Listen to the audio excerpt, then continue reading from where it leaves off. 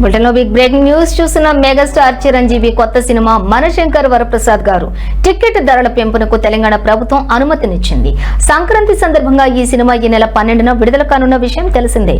అయితే ఈ నెల 11న స్పెషల్ ప్రీమియర్ షోను ప్రదర్శించేందుకు నిర్మాతలు సన్నాహాలు చేస్తున్నారు.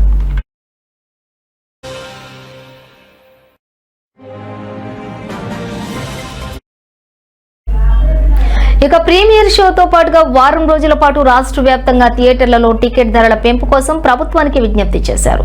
రాష్ట్ర ప్రభుత్వం సానుకూలంగా స్పందించి టికెట్ ధరల పెంపునకు అనుమతినిచ్చింది.